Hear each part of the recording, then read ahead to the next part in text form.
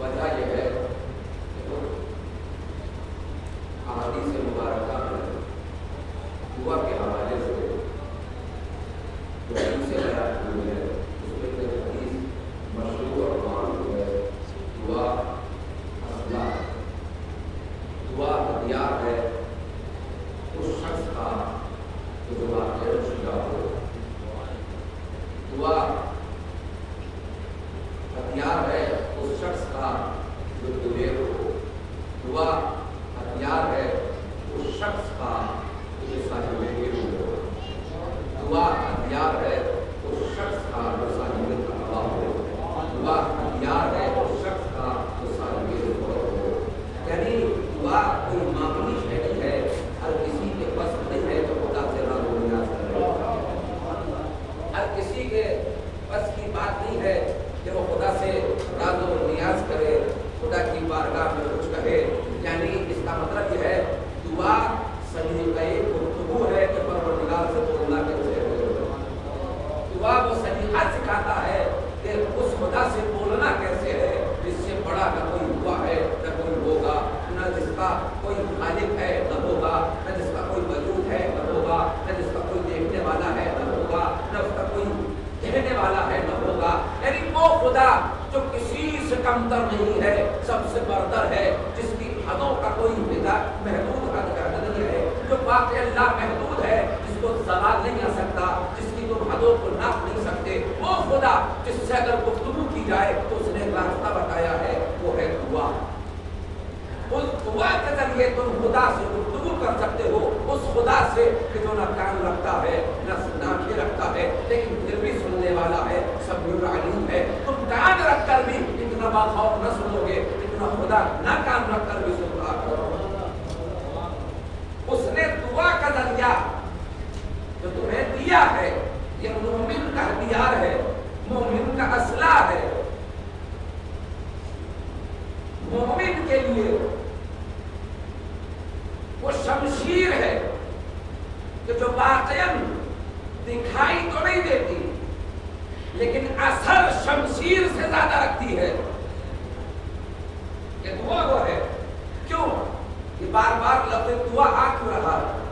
کیونکہ جس امام کا غم منانے آج بیٹھے ہیں انہی کی کتاب کا نام صحیفہ کاملہ ہے، جو دعاؤں کا مجموعہ ہے، اور یہ دعا امام نے مصلی پر اپنے پروردگار سے اللہ تو نیاز کری، اور دعا میں جو امام نے الفاظ استعمال کیے اس کی تشریح تک پہنچنے کے لیے چند معروضات آپ تک پہنچانے کے لیے 4 واقعات ایسے گزرے کہ جن سے شیعت اور اس وقت کا ماحول سنگین ہو چکا تھا۔ سب سے پہلا واقعہ واقعہ کربلا، دوسرا واقعہ حرہ، تیسرا واقعہ جناب مختار کی شہادت اور توابین کا نتیجہ۔ یہ 4 حادثات ایسے تھے جو واقعاً اس وقت جو واقعاً اہل تشیع تھے ان پر خوف ہراس چھا چکا تھا، ڈر چکے تھے، دبے ہوئے تھے۔ روایت کہتی ہے کہ امام سجاد اور امام جعفر صادق علیہ السلام سے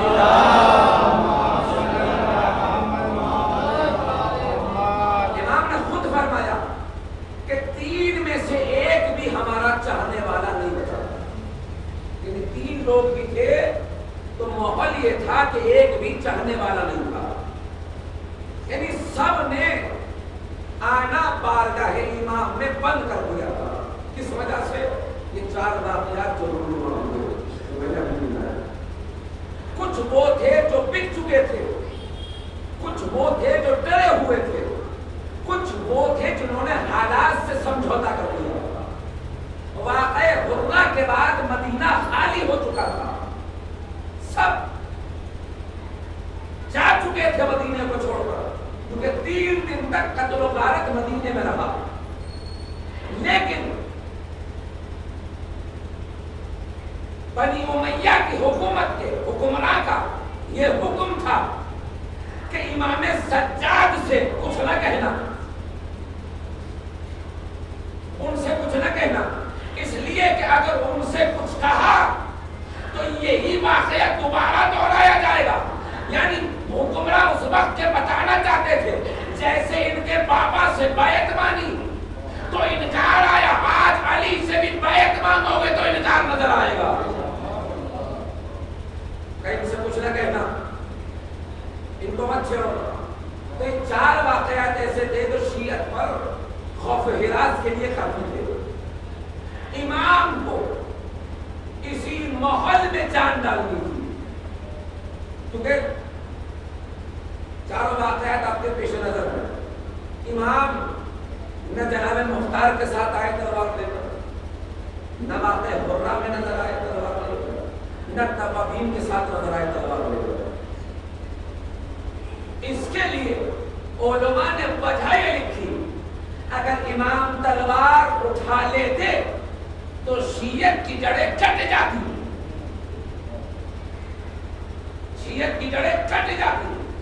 اب یاد رکھنا جب جڑ ہی کٹ جائے تو شجر اگا نہیں کرتا۔ اس کا مطلب یہ ہوا اگر امام زندہ ہے تو شیعت پہلے سے ہی زندہ رہے گی۔ اور یہ آپ کی خاموشی شاید کے لفظوں کی جان نہ لے لو،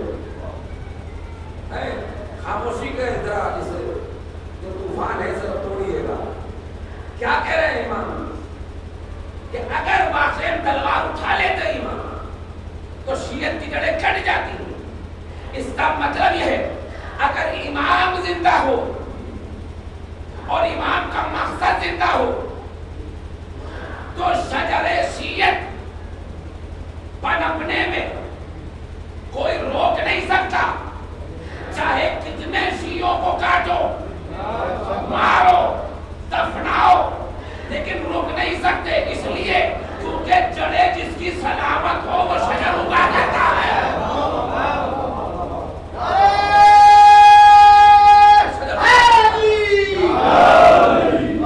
بھائی آپ کھیتی باڑی کرتے ہیں اور ان کے راز و رموز سے واقف ہیں کہ اگر کسی شجر کی جڑیں باقی نہ رہے تو اس پہ نہ ثمر آتا ہے نہ اس پر پتے آتے ہیں، وہ سوکھ جایا کرتا ہے، یعنی اپنی جگہ کو چھوڑ دیا کرتا ہے۔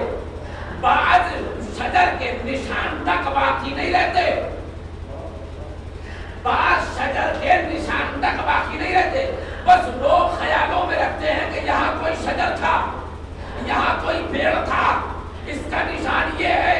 لیکن یاد رکھنا آج بھی امام زندہ ہے، ان کا مقصد زندہ ہے۔ اگر دیکھنا ہو تو امام بارگاہوں کی رونقوں کو دیکھنا، اس عزاداری کی رونق کو دیکھنا، ماتمی دستے کو دیکھنا، جہاں لبیک یا حسین کہنے والے موجود ہو، وہاں شجر بھی پنپ رہا ہے، ثمر بھی مل رہا ہے۔ سلامات بڑے محمد والے۔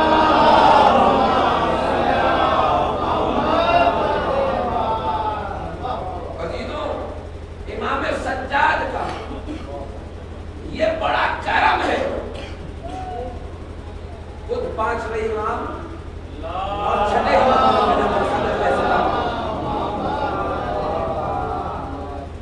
خود ارشاد فرمایا ہے کہ تبلیغ اسلام کے لیے صلوات پڑھے محمد والے۔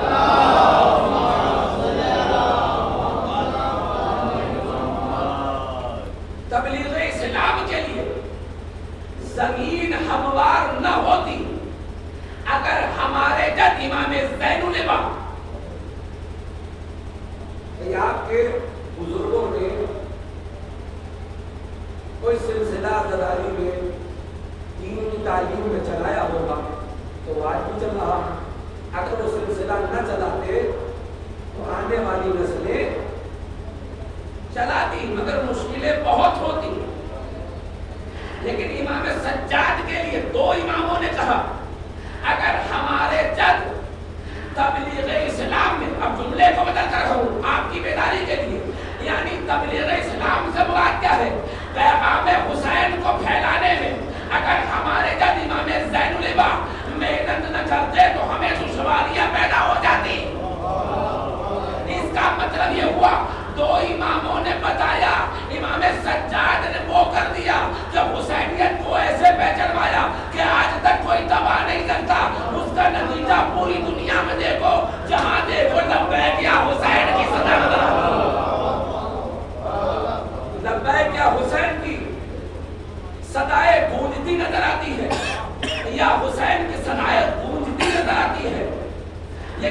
وجہ سے ہے کیونکہ امام سجاد نے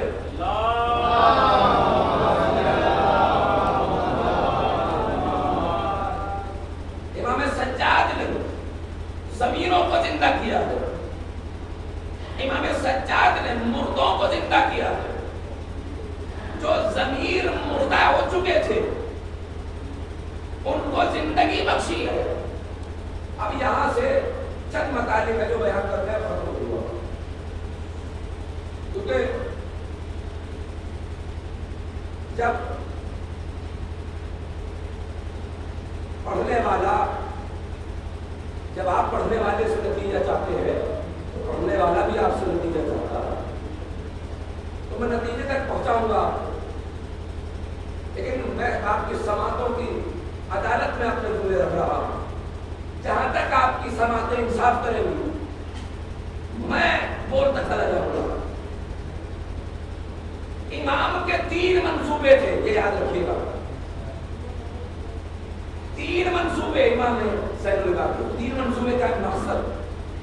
پہلا مقصد امام کا کیا تھا؟ ماحول کیا تھا میں نے بتا دیا. 4 واقعات تو ایسے تھے بڑے بڑے جن سے لوگ ڈرے ہوئے تھے, بکے ہوئے تھے, تبے کچلے ہوئے تھے اور اپنے آپ کو اہل بیت کا چاہنے والا کہنا بھی گوارا نہیں کر رہے تھے. تو ایسے ماحول میں اگر تلوار اٹھائی جائے تو پھر بنی امیہ اور بنی ہاشم میں فرق نہیں رہ جاتا. امام نے بتایا جو کام ہمارے الفاظ کر سکتے ہیں وہ نہ تلوار کر سکتی ہے نہ فوجیں کر سکتی ہے. اب جملے کو بدل کر کہوں جو ایک عالم کا قلم کر سکتا ہے وہ جاہل کی تلوار نہیں کر سکتی وہ کام. امام سجاد نے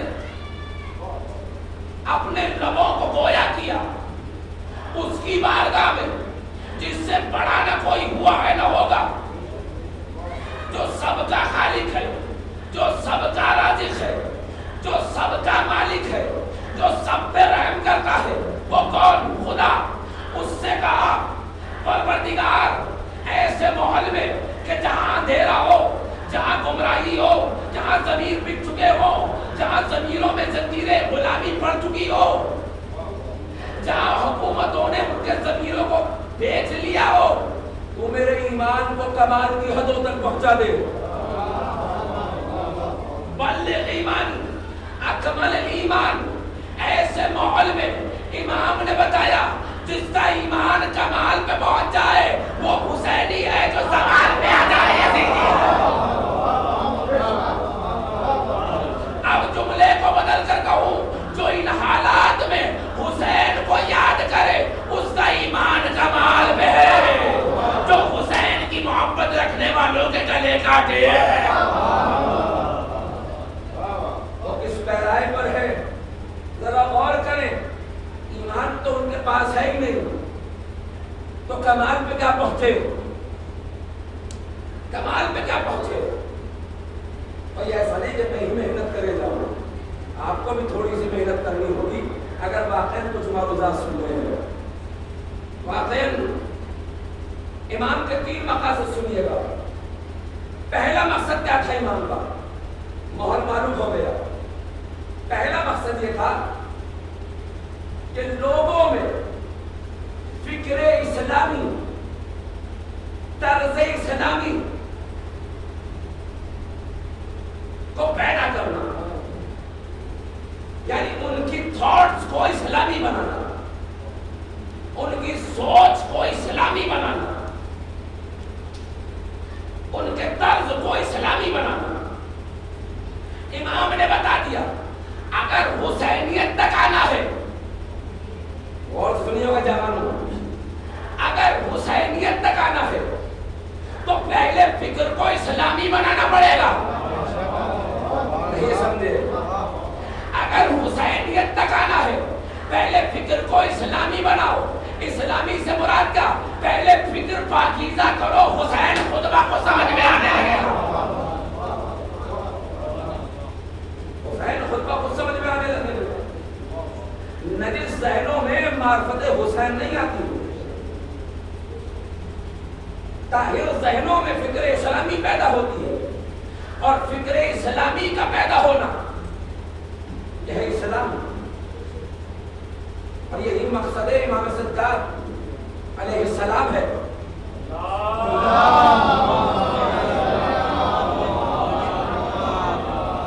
جوانوں ذرا دیوار سے تھوڑا الگ ہو جائے، یہ بزرگ حضرات آپ سے کمزور ہیں، دیواروں سے انہیں لگنا چاہیے، آپ بڑے تھوڑا آگے آگے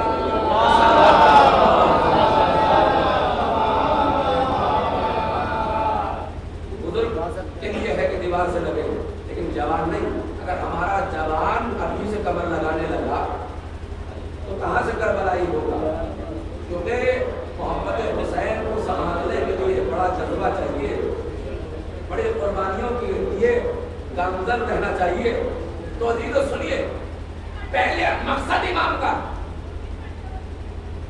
فکر اسلامی اور طرز اسلامی کو بنانا، اس ماحول میں تلوار اٹھانا نہیں تھا، فکر کو پاکیزہ کرنا۔ کیسے کرنا؟ اس کے دو چار مطالب بتا دیتا ہوں، بڑی بحث ہے اس میں، وقت نکالے پڑھا نہیں جائے، مجھے تینوں مقصد بیان کر لیں صحیح طور پر۔ پہلا مقصد امام کا یاد رکھیے گا، ذہنوں کو پاکیزہ کرنا۔ کیسے؟ امام نے خطاب کیا، ذہنوں کو پاکیزہ کر رہے ہیں، پاکیزہ کیوں نہ کرے؟ کیونکہ آیت تطہیر کے مرکز کا بیٹا ہے۔ تو نجاستوں والے تھوڑی بات کریں گے، وہی بات کرے گا جس کے اوپر انما یرید اللہ لیذھب عنکم الرجس اہل البیت ویطہرکم تطہیرا کیا ہے۔ اے لوگوں، فکر کو اسلامی بنا رہے ہیں۔ اے لوگوں، مجھے بتاؤ، جب تم سے قبر میں سوال ہوگا، اور سنیے گا امام، یہ مقصد کا پہلا فقرہ کیا تھا؟ خیالات کو اسلامی بنانا۔ اے لوگوں، یا ایھا الناس، یہ بھی کرم مولا ہے، ورنہ کہتے تھے یا ایھا الحیوان، انسان کے زمرے میں لا کر انسانیت بچا لی، یہ کچھ کرم ہے۔ ورنہ مولا کہتے تھے یا ایھا الحیوان، اے حیوانوں، نہیں یا ایھا الانسان، اے انسانوں، جب تم قبر میں جاؤ گے اور تم سے پوچھا جائے گا تیرا خدا کون ہے، تو کیا جواب دو گے؟ کیا جواب دو گے؟ جو خدا کو مانتا ہے وہی جواب دے گا۔ پھر کا النبی کا، جب تم سے پوچھا جائے گا، سنیے گا، کن لوگوں سے کہہ رہے ہیں، خطاب کر رہے ہیں جن کے ضمیر بنی امیہ کی تھیلیوں میں بک چکے ہیں۔ اہل قربہ کے لیے میں نے سنا ہے کہ اہل علم کی بستی ہے، مگر یہ جملہ رائے گا نہ جائے۔ کس سے کہہ رہے ہیں امام؟ کہ جو مسلمان تو ہے لیکن ان کے دل، ان کے اذہان، ان کا ضمیر، ان کی روح بنی امیہ کی حکومت کی تھیلیوں میں بک چکے ہیں۔ اب امام بتانا چاہتے ہیں جس کے اندر حرام غذا آ جائے تو میرا کلام اثر نہیں کرے گا۔ یعنی حسینیت کا پیغام امام سجاد نے ایسا زندہ کیا جو عمر سعد کا اس وقت بھی جانے والا ہے، یا اب بھی حرام کھائے ہوئے ہوگا تو ایمان کی بات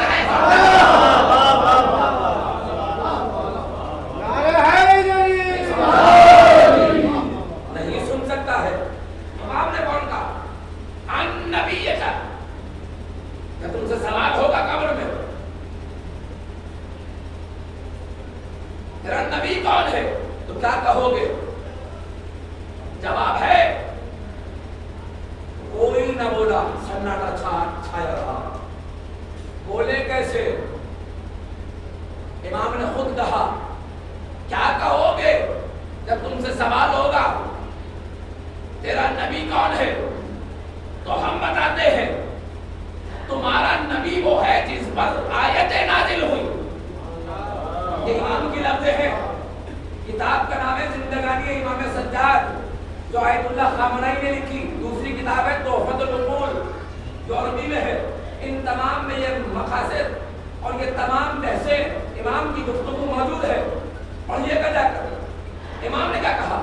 کیا کہو گے؟ ہم بتاتے ہیں تمہارا رسول وہ ہے جس پہ آیت قرآنی نازل ہوئی، جس پہ قرآن نازل ہوا. تمہارا نبی وہ ہے جس پہ فرشتے آ کر سلام کرتے تھے. یعنی امام نے بتا دیا جن کے دروں پہ جا رہے ہو وہاں فرشتے رحمت نہیں لعنت برسا رہے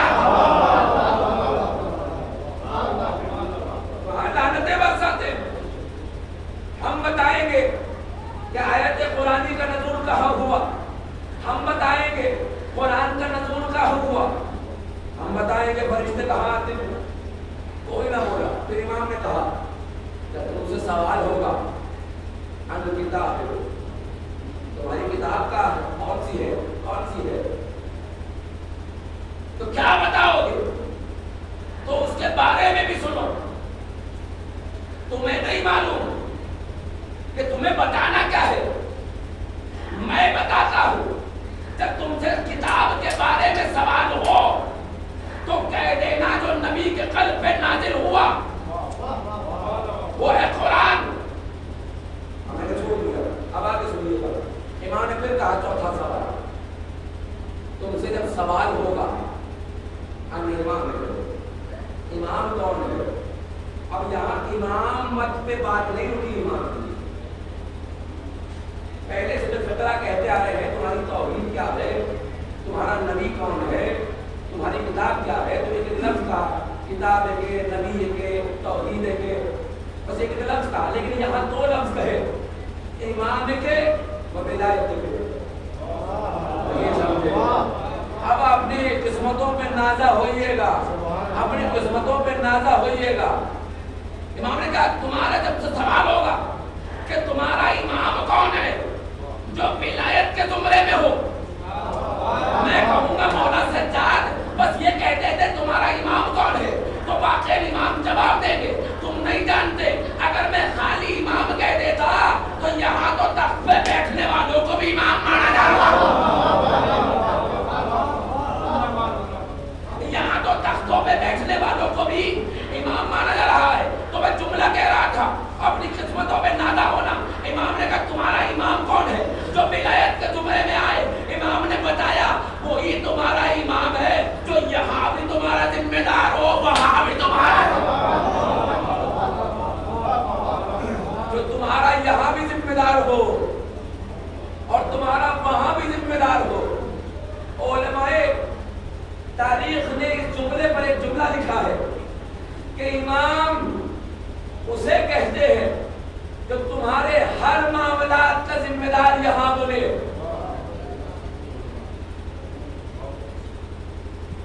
اور ولایت اسے کہتے ہیں جو وہاں بھی فیض پہنچائے. یعنی امام اسے مانو جو دریائے نیل کو پار کرا کے نجات دے دے. فرعون جیسے کہ پیچھے چلو گے تو ڈوب جاؤ گے. اس وقت کانسیپٹ یہ تھا کہ امام اسے مانا جائے کہ جو حکومت پہ بیٹھا ہو. لوگوں کے دماغوں میں یہ تھا کہ امام اسے مانو جو تخت پہ بیٹھا ہو. امام اسے مانو جس کے پاس تلوار میں دم ہو. امام اسے مانو جس کی حکومت کا دائرہ بہت وسیع ہو. امام اسے مانو جس کے پاس دولت دھن زیادہ ہو. امام اسے مانو جس کے پاس فوجیں بہت زیادہ ہو، جس کے پاس محل ہو. یہ تصور ان لوگوں کے دماغوں میں تھا لیکن یہ تصور امام نے نکال دیا. امام اسے نہیں کہتے. امام اسے کہتے ہیں جو تمہیں یہاں بھی نجات دے وہاں بھی نجات دے. اب امام کا جملہ سنیے. اب جیسے چاہے سن لے. امام نے کہا یہ بتاؤ یہ طاقت بنی امیہ کے حکمرانوں میں ہے یا بنی ہاشم کے جوانوں میں ہے؟ بتاؤ کہاں ہے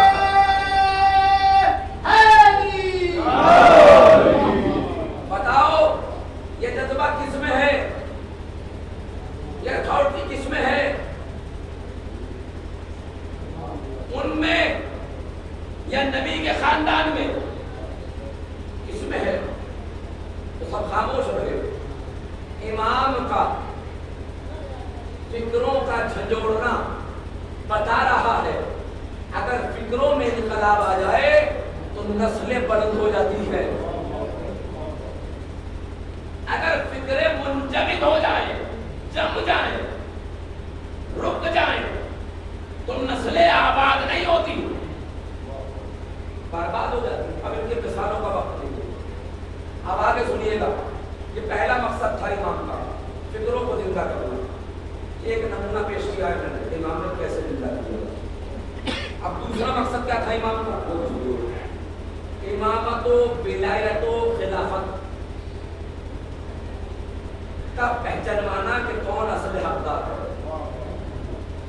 امامت و ولایت اور خلافت کا پہچانوانا کہ کون حقدار ہے، یہ شناخت کرانا کہ کس کے پیچھے چلنا ہے اور کس کا پیچھا چھوڑنا ہے۔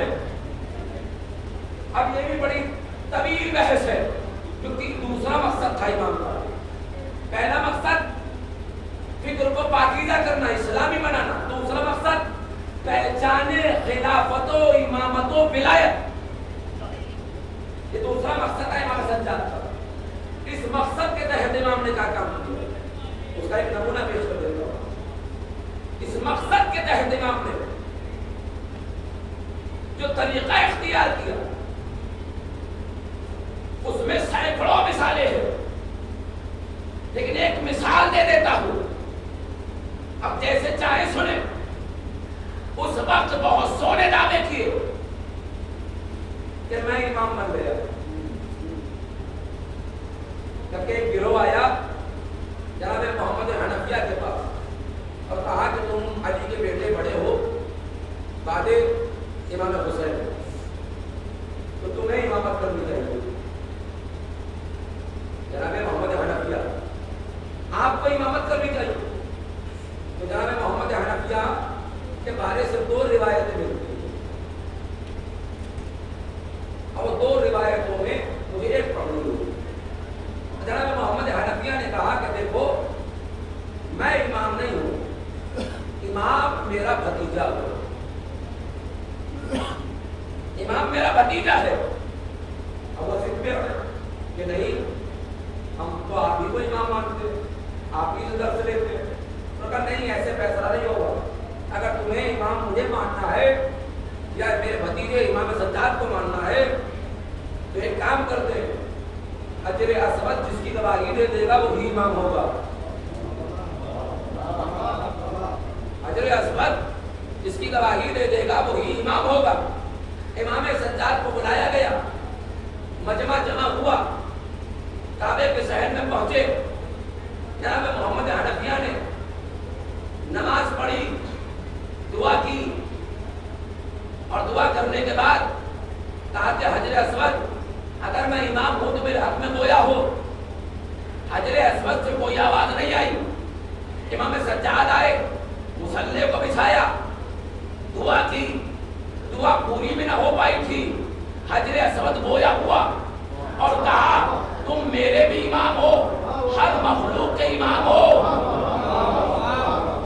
یعنی حجر اسود نے بتا دیا امام اسے نہ مانو جو تخت میں بیٹھا ہو، امام اسے مانو جس کے لیے حجر اسود بھی گواہی دے دے۔ اب یہ حسد پیدا ہو گئی بنی امیہ، جب یہ چرچے ہوئے کہ یہ واقعہ رونما ہو گیا کہ حجر اسود نے گواہی دے دی، گویا ہو گیا۔ اب انہوں نے کیا کام کیا؟ طویل بحث ہے، لیکن نقطوں میں بیان کرتے ہیں، گھبرائیے گا، تھوڑا ایک بڑا چیپٹر ہے۔ امام کا ایک شاگرد گزرا ہے، محمد ابن شہاب الزہری کے صاحب۔ امام کی درسگاہ میں کچھ سال یا کچھ ماہ اس نے گزارے اور بنی امیہ کی حکومت میں جا کر اپنا زمین بیچ دیا۔ اس کا کام کیا تھا؟ اس کا کام یہ تھا کہ جھوٹی حدیثیں گھڑ کر اہل بیت کی فضیلت کو کم کرتا تھا اور بنی امیہ کی فضیلت کو بیان کرتا تھا۔ روایت یہ کہتی ہے کہ جب ولید ابن مروان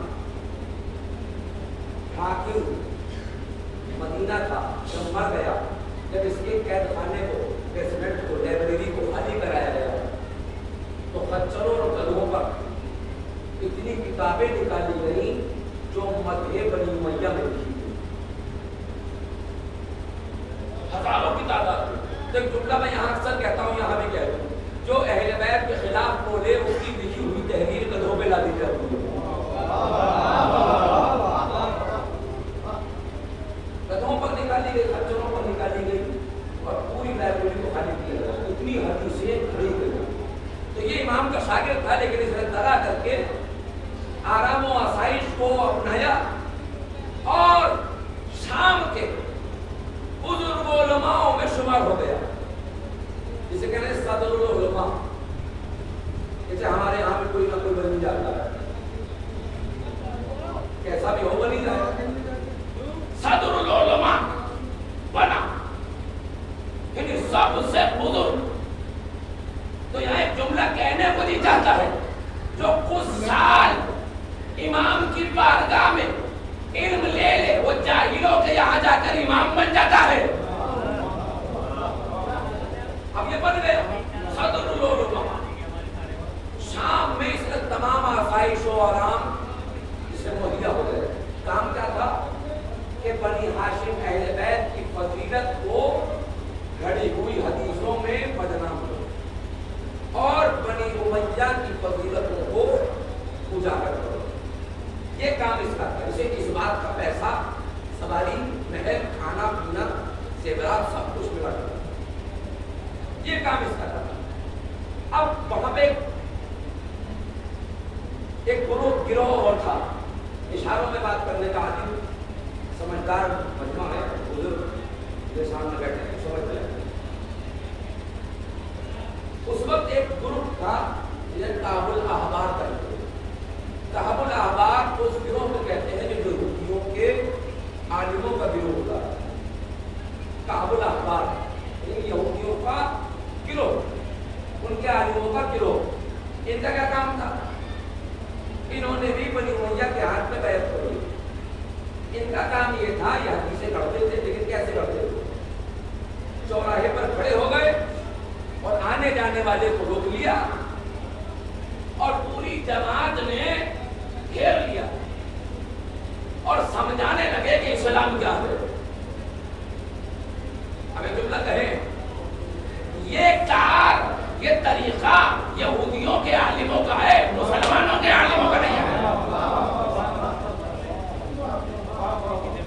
آنے جانے والے کو شام کی جو چوراہا تھا، آنے جانے والے کو روک لیا کرتے تھے اور روک کے بیچ میں گھیر دیا اور اتنا اسے بہلا دیا کرتے تھے کہ وہ کچھ بولنے کو پاتا تھا۔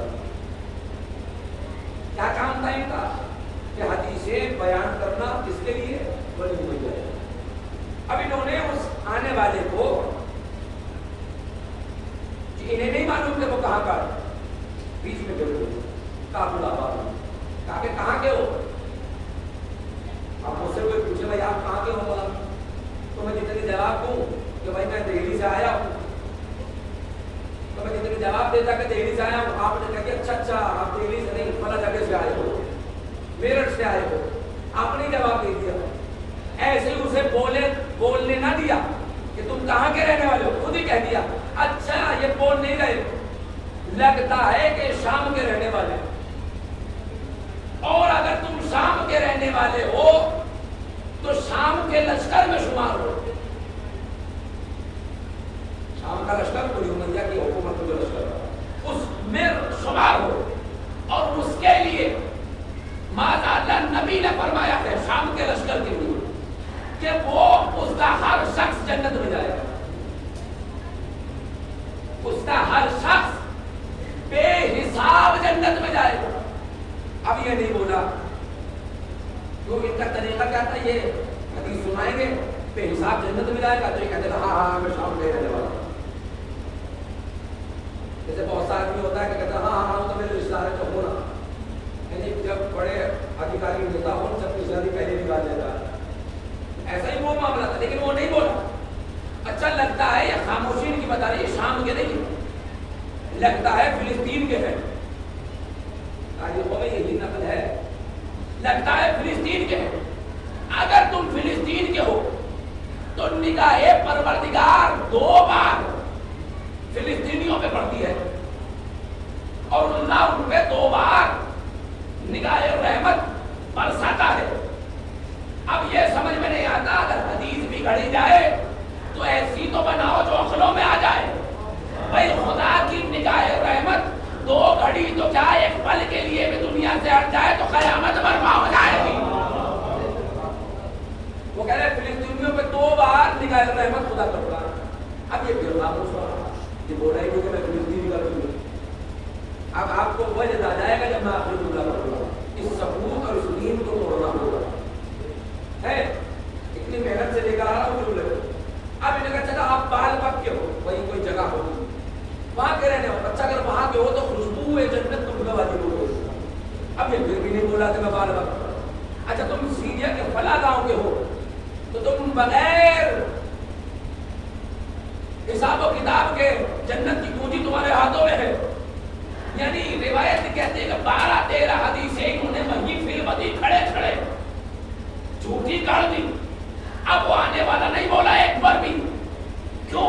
کیونکہ جو علی کا چاہنے والا ہو وہ جاہلوں کے سامنے ایک جواب دیتا ہے،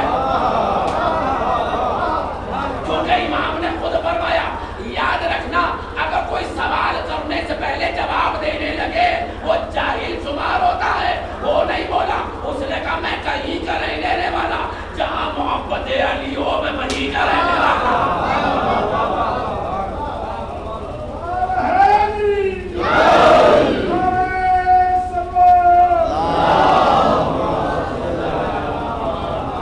ابھی آنے والے جو بتا رہے تھے کہ یہاں کے ہو تو یہ ہو جائے گا، یہاں کے ہو تو یہ ہو جائے گا، ایک دم منتشر ہو گئے، کیونکہ ابھی تو نام علی آیا تھا تو انتشار پیدا ہو گیا، انتشار پیدا ہو گیا، الگ الگ ہو گئے۔ تو یہ عالم تھا۔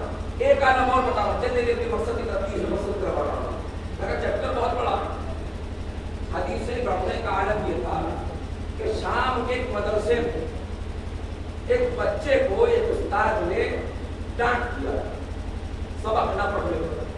وہ بچہ روتا ہوا کیونکہ امیر زادہ تھا، بزنس مین کا بیٹا تھا، بڑی امیہ کی حکومت میں بڑی اور سلوک تھی، بڑی پہنچ تھی، کیونکہ انہیں بڑے بڑے ہدیے اور تحفے اور ٹیکس دیا کرتا تھا۔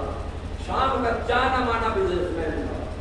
بچہ روتا ہوا اپنے باپ کے پاس آیا اور کہا کہ مجھے استاد نے ڈانٹ دیا ہے، انہیں کچھ کہیے۔ اب باپ کو جلال آیا کہ میں حکومت کو ٹیکس دیتا ہوں، میں حکومت کو یہ کرتا ہوں، میں حکومت کو وہ کرتا ہوں، میں حکومت سے یہ لیتا ہوں، اور میرے بچے کو اسی حکومت میں ڈانٹا جا رہا ہے۔ فوراً دربار بنی امیہ میں پہنچا اور کہا کہ اپنے علماء کو اکٹھا کرو جن کو میں اشرفیوں کی تھیلیاں دیا کرتا ہوں، ان سے ایک حدیث لکھواؤ کہ جو بچے کو ڈانٹے اسے وطن سے باہر کر دو۔ تو یاد رکھنا اگر عالموں کی ڈانٹ پر کوئی والدین ڈانٹنے کے لیے مولوی کو آ جائیں، بھائی آپ بھی تو سنیے کہ دوسروں کا سنے جاؤ گے۔ اگر مولانا ڈانٹتے پڑھانے پر بہت سے والدین مولانا پہ چڑھ جاتے ہیں، میرے بچے کو ڈانٹا کیوں ہے؟ یاد رکھنا انہوں نے آخرت کے لیے ڈانٹا ہے، دنیا کے لیے نہیں ڈانٹا۔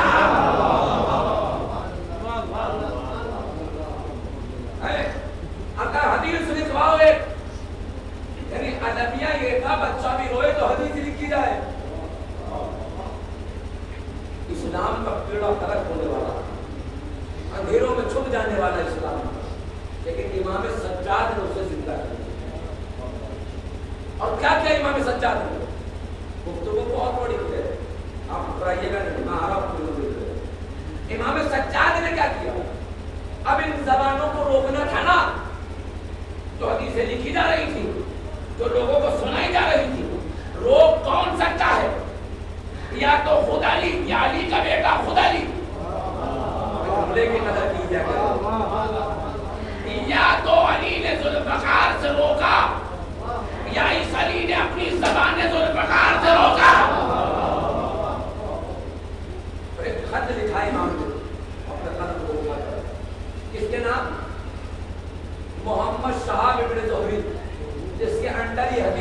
کاروبار چل رہا تھا، جو صدر العلماء تھا، اس نے کہا تو چند ماہ، یہ گفتگو سنیے گا کیا دلچسپ ہو امام، میں عربی کی عبارت چھوڑ رہا ہوں، بس ترجمہ کی حد تک اور آ رہا ہوں امام نے کہا کیا تو وہی زہری ہے جس نے چند ماہ یا چند سال ہمارے یہاں درس لے کر اور وہاں جا کر عالموں میں شمار ہو گیا؟ میں نے سنا ہے کہ تم نے اپنے ضمیر کا سودا چند سکوں میں کر لیا، لیکن تجھے پھر بھی وہ عزت نہ ملی۔ اب امام کا جملہ سنیے، امام نے کہا یاد رکھنا زہری، تو تخت کے برابر بیٹھ کے عزت نہیں پا سکتا جتنی عزت حسین کی بارگاہ میں آ کے پائے گا۔ تو شیعہ فخر کرنا تختوں پہ عزت نہیں ملتی، فرض ہدایت ہوتا ہے۔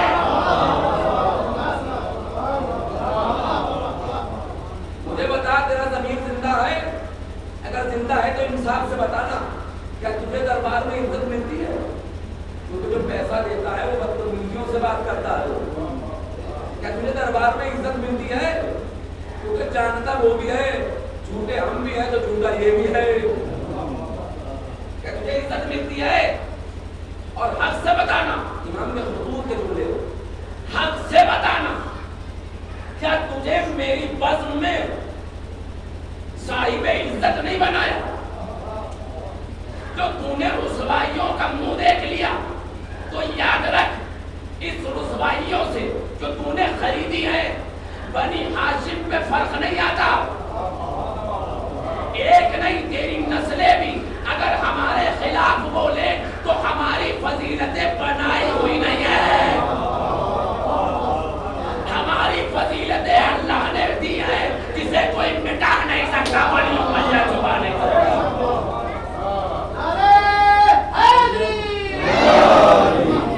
ہماری فضیلتیں تو مٹا نہیں سکتا، بنی امیہ چھپا نہیں سکتی، کیونکہ یہ اللہ کا عطا کرتا ہدیہ ہے۔ اور مجھے یہ بتا، جب تو نے ضمیر کا سودا کیا تھا تو انہیں کتنے داموں میں بیچا؟ کتنے داموں میں بیچا؟ مجھے تو لگتا ہے ایمان کا جو سودا کرے اور دنیا طلبی میں لگ جائے اس کا نفس بکنے کے لائق نہیں رہتا، وہ اپنے نفس کی حقیقت خود بیان کر دیتا ہے۔ جو سستے نفس ہوتے ہیں وہ بنی امیہ خریدتا ہے، جو مہنگے نفس ہوتے ہیں وہ اللہ۔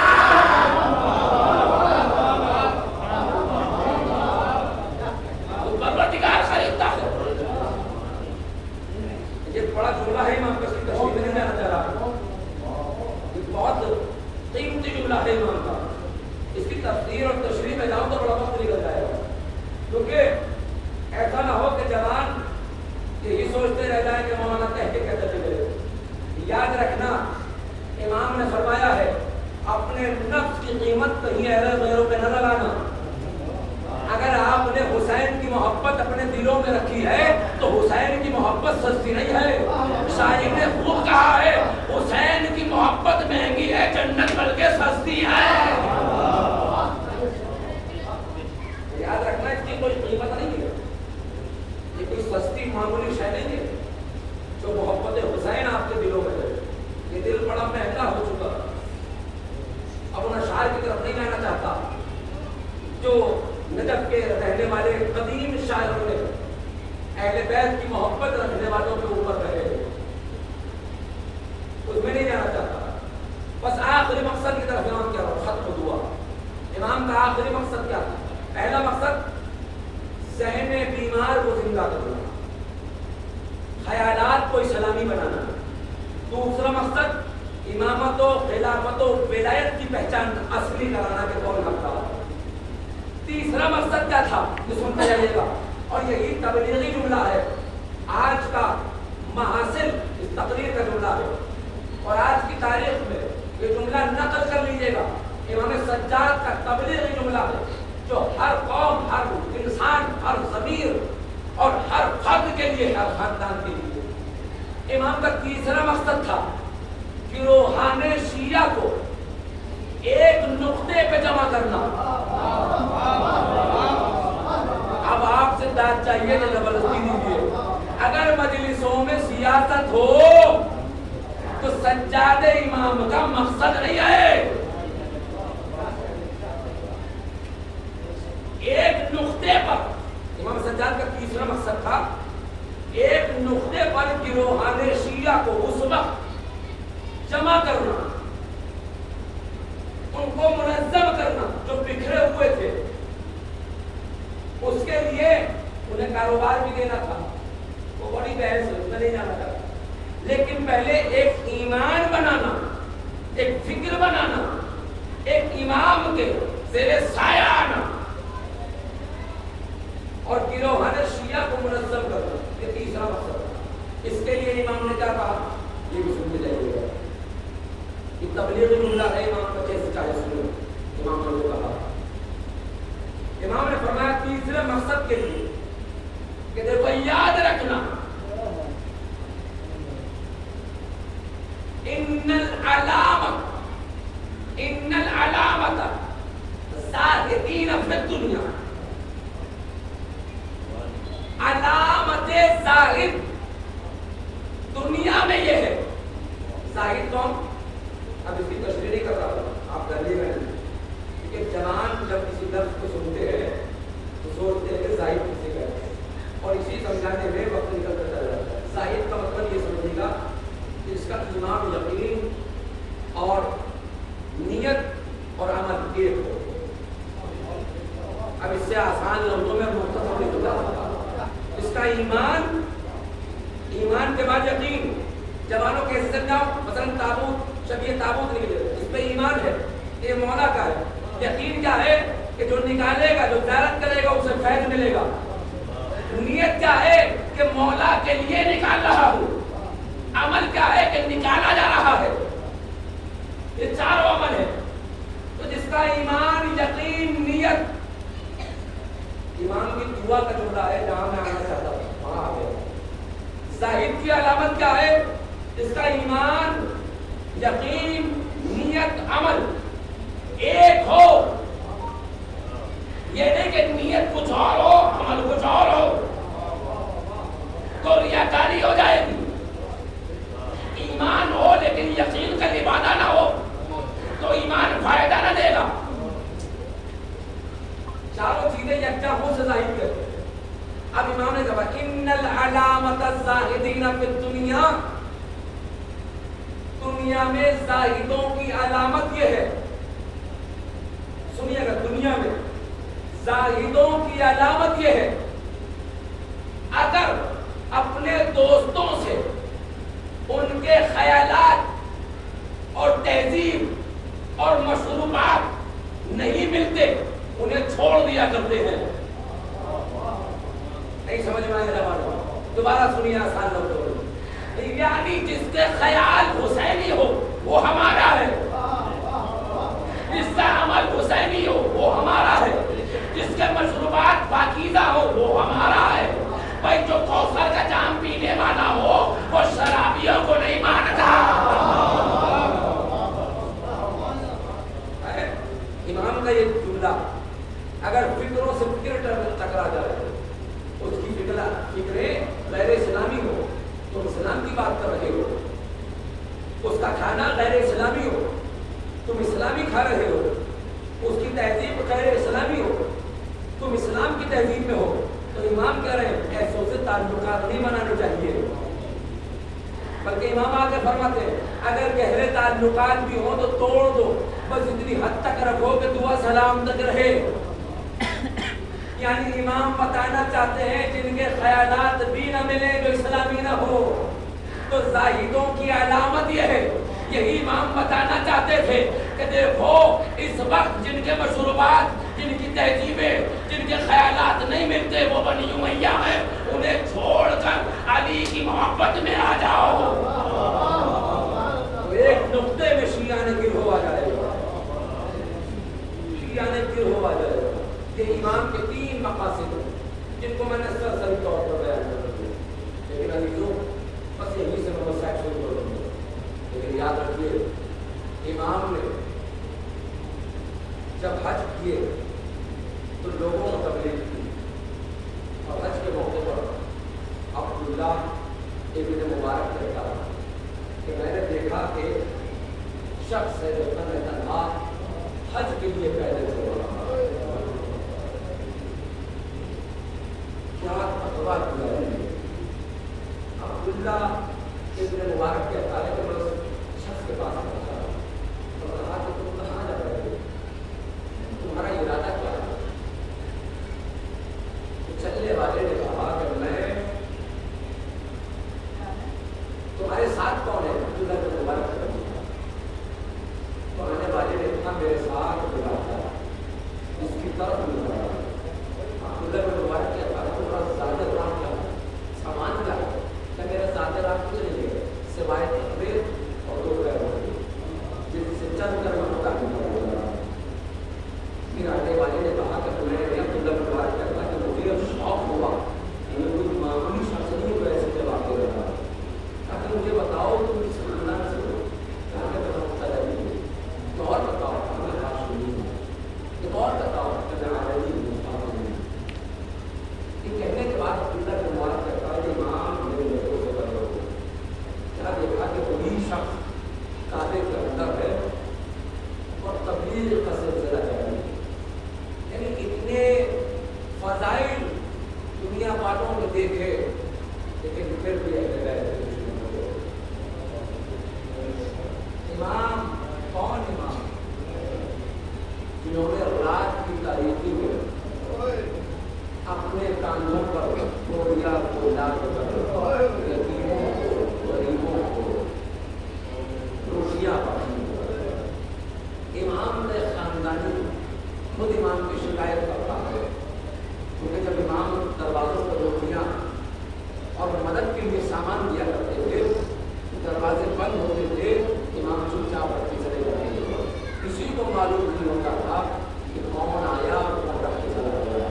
इमाम के खानदानी का चचाजाद भाई था, वो कहता है शख्स से शिकायत करता है कि फला शख्स मेरे घर के आगे सामान रखता है और चला जाता है, लेकिन मैंने कभी इमाम सज्जाद को नहीं देखा कि मेरी मदद करो, जबकि वो नहीं जानता कि मदद करने वाला कोई और नहीं है, इमाम सज्जाद। ये उसे कब मालूम हुआ जब इमाम की शहादत हो गई, उसके दरवाजे पे कोई रोटी रखते नहीं थे।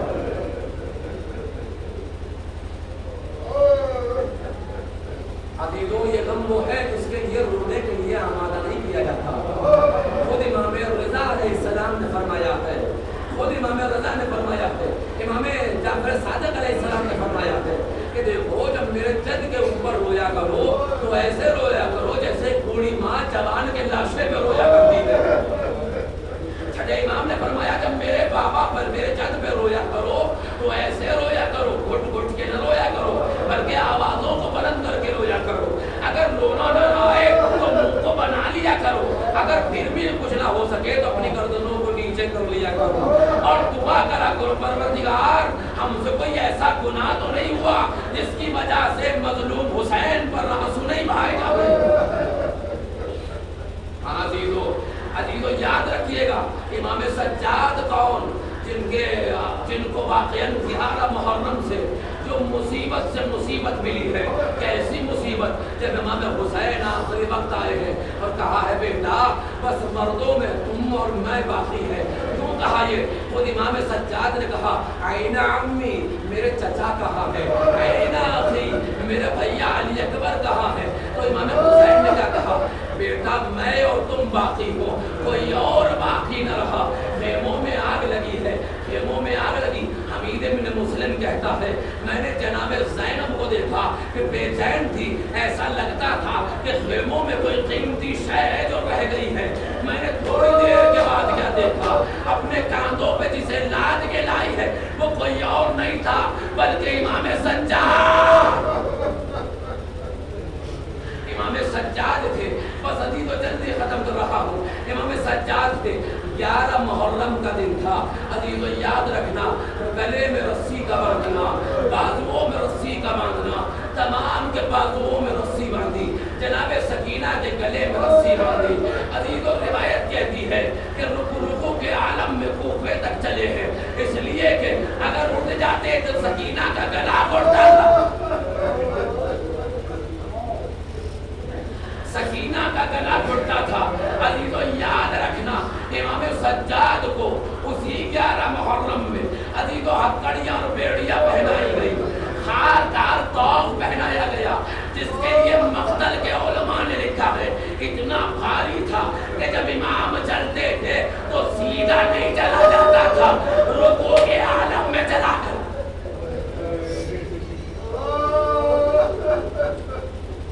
رکوع کے عالم میں چلا کرتے تھے، اسی عالم میں۔ ارے امام جب کوفے سے کربلا سے کوفہ قافلہ چلا ہے تو روایت کہتی ہے امام چلتے چلتے گر جاتے تھے، ارے شبر تازیانہ لے کے بڑھتا تھا، پشت پہ لگاتا تھا، امام بیٹھ جاتے امام بیٹھ جاتے تھے۔ ارے ظالموں نے ایک ظلم اور کیا کیا، یہ بھی سنتے جائیے گا، ریاض الاذان ریاض القدس میں نقل ہوا ہے، جب امام کو چلا نہیں گیا، ارے ظالموں نے پشت ناکہ پر بٹھایا، اماموں کے پیر کو باندھا، رسی سے باندھا، ارے کوفے تک لے کے آئے، روایت کہتی ہے امام کے پیروں سے خون جلا۔ بس عزیزو میں نے ختم کیا، کوفے کے زندان کو کاٹا، شام کے زندان میں سکینہ کا وہ جنازہ اٹھایا، ہتھکڑیاں بیڑیاں بندھی ہوئی تھی، جنازہ سکینہ کو اٹھایا، کیا کیا مصیبتیں سہی۔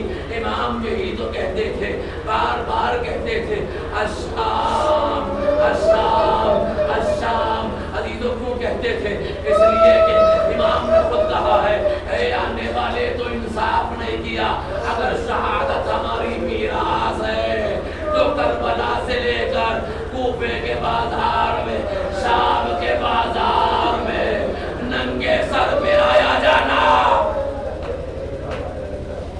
کیا یہ ہماری شان ہے؟ آدھی تو امام جب مدینے میں رہے تو یہ چھٹے امام کہتے ہیں جب بھی ہمارے جد کے پاس ارے کھانا آتا تھا زاروں قطار روتے تھے، کربلا کرو کرتے تھے، ہائے میرا بابا پیاسا، ہائے میرا بابا۔ عزیزو 40 سال امام نے گریہ کیا، کس امام نے؟ ارے جب توق اتارا گیا نا تو توق کی جو میخیں تھی گردن میں گڑ چکی تھی، ارے گوشت نہیں تھا، ہڈیاں نظر آتی تھی، ہڈیاں نظر آتی تھی، لیکن امام نے گریہ کیا، لیکن ظالموں نے زہر دغا سے امام کو آخری لمحوں تک پہنچایا۔ ارے امام بستر شہادت پر آئے، 5ویں امام محمد باقر کو بلایا، اے میرے بیٹا مجھے زمین پہ لٹا دے، میرے رخسار کو خاک پہ رکھ دے۔ 5ویں امام نے کہا بابا یہ عمل سمجھ میں نہیں آیا، ارے میرے بیٹا میں بستر پہ کیسے دم دوڑوں، ارے جو میرا بابا بے غور ہوگا باہر جلدی ہوئے ریت میں لیٹا۔